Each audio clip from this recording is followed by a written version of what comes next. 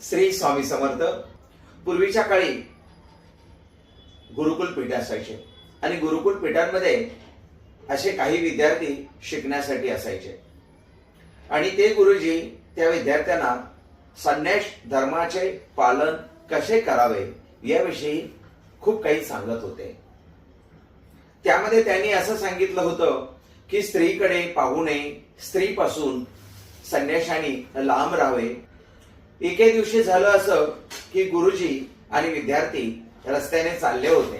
पावसाळ्याचे दिवस होते, त्यामुळे नदीला ओढ्यांना पूर आला होता आणि एके ठिकाणी नदी किंवा ओढा ओलांडत असताना एक स्त्री त्या पाण्यामध्ये अडकली होती आणि ती वाचवा वाचवा वाचवा अशी ओरडत होती. तिचा केविलवाणा आवाज या गुरूंच्या आणि शिष्यांच्या कानी पडला. सगळे एकमेकाकडे बघत राहिले, परंतु गुरुजी ताबडतोब गेले. त्या स्त्रीला स्वतःच्या पाठीवरती घेतलं आणि काठावर आणून सोडलं आणि त्यानंतर गुरु आणि शिष्य पुढे चालू लागले. आता ही गोष्ट सर्व शिष्यांच्या नजरेमध्ये भरली. सर्व शिष्यांच्या काही लक्षात येईना. गुरुजी तर असं सांगतात की सतत आपण स्त्रियांपासून लांब राहावे आणि गुरुजी स्वतः एका स्त्रीला पाठीवर घेतात, याचा अर्थ काय? परंतु एकाही विद्यार्थ्याची गुरुजींना विचारण्याची हिंमत झाली नाही. 1 महिना गेला, 2 महिने गेले. गुरुजींच्या थोडस लक्षात आलं होतं की आजकाल मुलांचं लक्ष बरोबर माझ्या शिकवण्याकडे लागत नाही.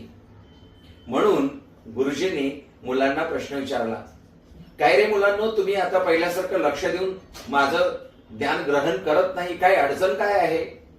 तेव्हा सर्व मुलांनी मिळून गुरुजींना विचारलं की गुरुजी, तुम्ही आम्हाला संन्यास धर्माचं पालन करायला सांगता आणि त्यामध्ये स्त्रियांना स्पर्श करू नका, स्त्रियांपासून लांब राहा असं सांगता आणि 2 महिन्यापूर्वी तर तुम्ही स्वतः एका स्त्रीला पाठीवर घेऊन नदी ओलांडून दिली. मग हा विरोधाभास कसा?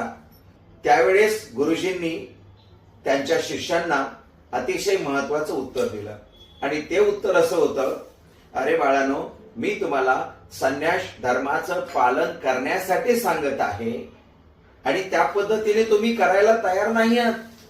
मी तर 5 मिनिटासाठी त्या स्त्रीला पाठीवर घेतलं होतं, तुम्ही तर 2 महिने झाले त्या स्त्रीला पाठीवर घेऊन फिरताय.